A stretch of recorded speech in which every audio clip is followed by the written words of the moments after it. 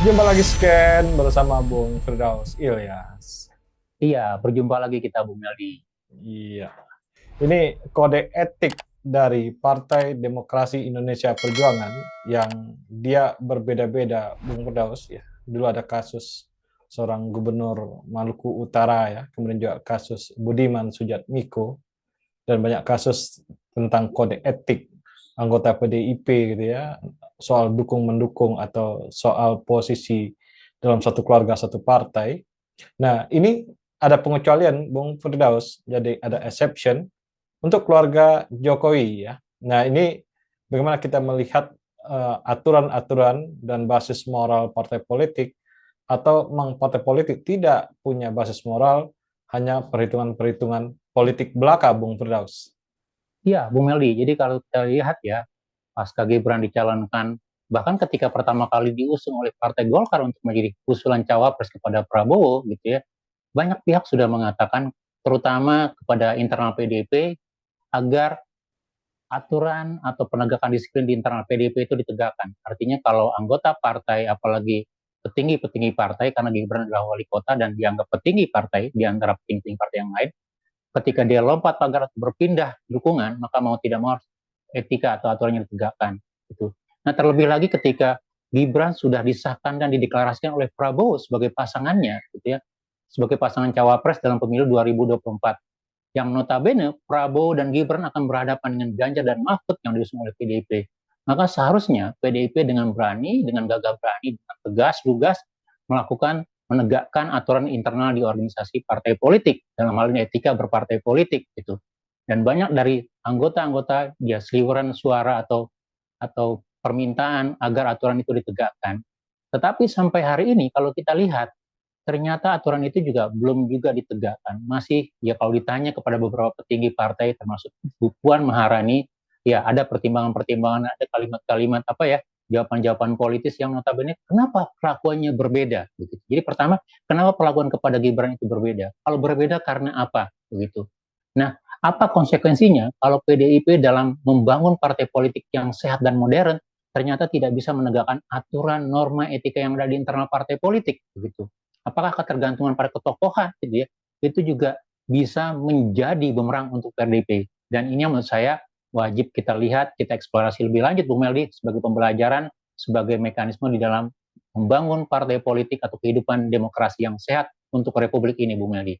Ya, sebenarnya pertengkaran elit itu kalau kita bisa kalkulasikan statistik, Bung Firdaus, mungkin hanya diketahui informasinya 10 sampai 15 persen ya, dari penduduk Indonesia, atau mungkin juga 5%. Karena orang-orang yang melek politik itu nggak banyak sebenarnya. Jadi eksekusi di elit masalah-masalah tadi, masalah etika politik, aturan-aturan PDIP pun mau ditegakkan, mau tidak ditegakkan itu sebenarnya melek politik orang terhadap masalah itu juga nggak terlalu besar sebenarnya. Jadi ketakutan-ketakutan PDIP terhadap efek ketika Gibran atau Jokowi diberikan sebuah indisipliner pada partainya, dia punya ketakutan munculnya efek negatif karena masalah itu.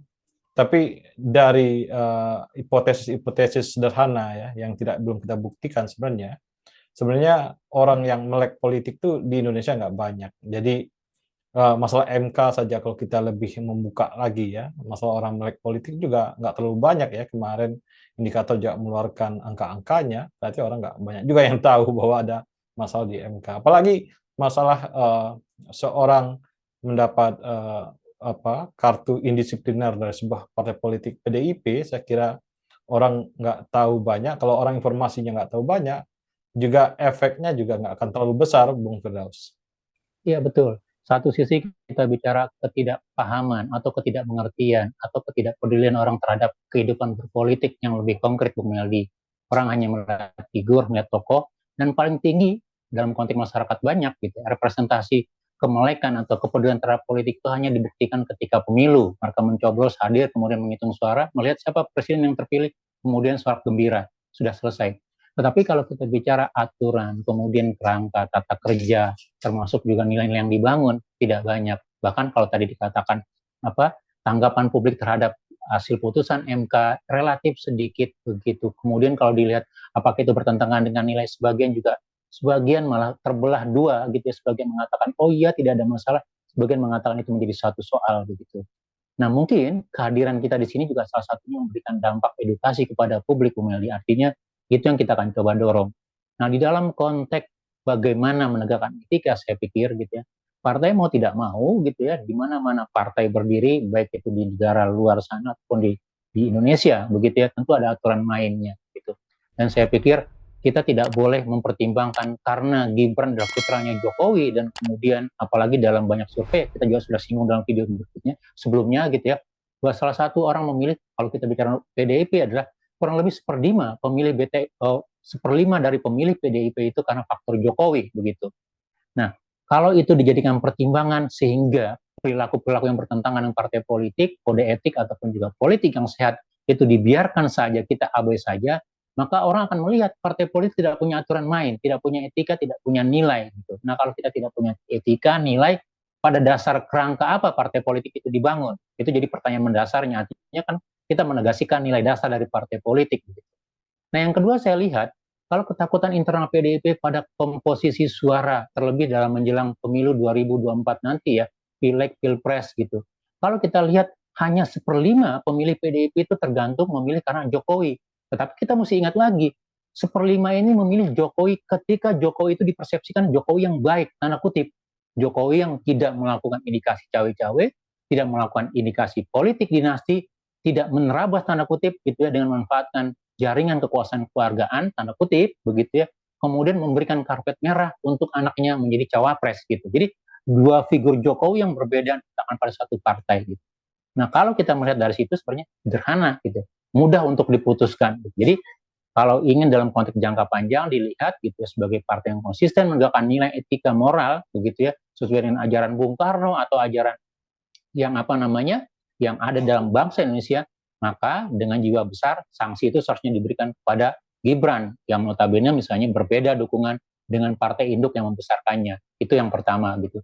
Nah, yang kedua, kita juga harus memberikan semacam edukasi yang lebih luas kepada publik begitu. Jadi kalau dilihat, orang melihat, oh ya kenapa sih putusan EK, ya nggak apa-apa lah kan anaknya ini gitu kan, bagus gitu. Nah pertanyaannya, kita tidak menghalangi Gibran atau siapapun dari keluarga Jokowi, keluarga SBY, keluarga Hartarto, keluarga siapapun lah gitu ya, untuk maju menjadi pejabat publik. Kesempatan Anda untuk menjadi pejabat publik itu terbuka lebar. Tetapi ketika Anda mengejar kesempatan itu dengan menerabas aturan gitu ya, melakukan benturan kepentingan, terlebih ketika kuasa di tangan Anda, itu menjadi soal besar untuk etika, moral, demokrasi gitu. Jadi yang kita tentang bukan tujuannya seperti Pak Prabowo mengatakan orang ingin berbakti kok dihalang-halangi. Tuh, semua orang punya hak untuk berbakti. Tapi kalau level playing field-nya tidak adil, gitu ya, level playing field-nya memberikan privilege pada orang tertentu, maka itu bukan lagi memberikan kesamaan hak, tetapi Anda sudah menutup sebagian hak karena kuasa Anda. Jadi saya pikir dua soal ini yang kita tunggu, terutama dari PDIP, dari Ibu Mega dan jajaran elitnya, begitu ya. Saya yakinlah kalau alasan dasar melakukan penegakan aturan itu secara benar, maka orang tidak akan berpindah suara dari partai Anda selama gitu ya, nilai etika, kinerja Anda, tata kelola Anda, integritas Anda baik. Dan itu yang Anda jual kepada publik, bukan karena ketokohan atau karena misalnya kecintaan semu gitu ya, karena sesuatu yang sesaat, Bung Meli. Jadi sekali lagi sebenarnya tantangan ini, pertarungan ini ada pada di internal PDIP atau partai-partai lain yang punya persoalan yang sama, Bung Meli. Ya, sebenarnya ada dua yang bisa kita ambil, Bung Pras, dari tindakan yang bisa dilakukan. Pertama, tindakan pemecatan dari PDIP ya. Yang kedua sebenarnya juga bisa inisiatifnya dari Gibran sendiri yang mengundurkan diri dan menyerahkan kembali kartu anggota ke PDIP. Jadi dua gitu.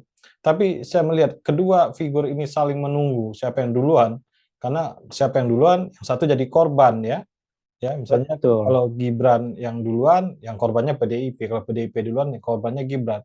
Di Indonesia, di sebuah keagungan melodrama ya, sinetron Indonesia itu, korban akan dapat simpati. Nah, ini yang ditunggu oleh kedua pihak ini untuk memanen simpati, Bung Firdaus. Iya, dan kita memang sebagian kita masih menyukai lakon playing the victim ya, bermain seolah-olah korban yang dirugikan. Padahal dalam setting tertentu ya korban ya disengaja menjadi korban kemudian seolah-olah untuk menarik simpati. Saya pikir ya itu juga tantangan di dalam era digital saat ini. Tapi kalau kita melihat dari perkembangan media, perkembangan sosial media terutama begitu, walaupun dalam sosial media ini hutan belantara, Bung Meldi, peraturan pertempurannya juga tidak beraturan begitu ya. Tapi publik kan bisa melihat mana yang sebenarnya menjadi korban, mana yang sebenarnya tidak taat aturan begitu. Jadi satu memang itu. Jadi kalau kita lihat keraguan-raguan dari PDIP gitu ya untuk memecat ini jangan-jangan malah menjadi bumerang, tidak hanya kehilangan suara tapi juga kehilangan simpati. Dan dalam momen 2024 nanti ini menjadi sesuatu yang sangat berisiko, sesuatu yang ditakutkan. Gitu. Itu mungkin pertimbangan pertama. Nah yang kedua juga kalau kita lihat bisa jadi ini bagian dari politik dua kaki ya. Jadi kalau dilihat bisa saja nanti apalagi dalam survei terakhir ya. Jadi ketika sebelum deklarasi Prabowo gitu ya, ternyata beberapa lembaga survei itu berlomba-lomba mengeluarkan hasil survei dan hasilnya relatif sama menurut saya begitu ya gitu. Nah, ketakutan jadi bagian dari politik dua kaki gitu. Nanti asumsinya kalaupun juga nanti terjadi head to head siapa gitu. Tetapi dengan asumsi yang maju salah satunya dipastikan agak kuat kansnya adalah Prabowo gitu ya dan kemungkinan terpilih misalnya. Maka PDIP tanda kutip masih bisa juga punya catatan. Oh iya, kita mungkin bisa bagian dari koalisi, bagian dari pemerintahan dan segala macam begitu. Jadi politik tetap menjaga periuk nasi nampaknya juga menjadi pertimbangan di internal sebagian PDIP. Nah, tetapi sekali lagi kalau kita lihat dari dua pertimbangan ini, baik itu politik dua kaki ataupun juga politik takutan di dalam suara yang akan tergerus nanti gitu ya. Saya pikir dua-duanya tidak beralasan. Artinya apa? Ya memang artinya mungkin saja kalau diambil tindakan tegas itu akan memberikan kejutan dalam suara terutama untuk dapil di Jawa Tengah terutama ya. Jadi siapa saja nanti caleg-caleg elit PDIP di Jawa Tengah yang ketar-ketir kalau sanksi ini diberikan. Itu kita bisa lihat begitu ya. Tetapi mungkin saja setelah dampak ini akan memberikan semacam stimulus gitu ya, semacam energi baru untuk jangka panjang. Mungkin untuk 5 tahun lagi bahwa orang melihat PDIP salah satu partai yang dianggap modern, salah satu partai yang dianggap bisa bergerak menjadi lebih profesional gitu ya, lebih maju dengan mengedepankan ide-ide nilai integritas termasuk juga kode etik dalam berkehidupan politik, bukan hanya ditentukan oleh kayuhan seorang satu dua tokoh yang kadang-kadang itu juga bisa terpleset Bung Meldi. Dan ini yang terjadi pada eranya Pak Jokowi Bung Meldi. Ya, terima kasih Bung Firdaus. Sama-sama Bung Meldi, terima kasih. Tetap semangat. Salam Indonesia bersih. Salam Indonesia bersih.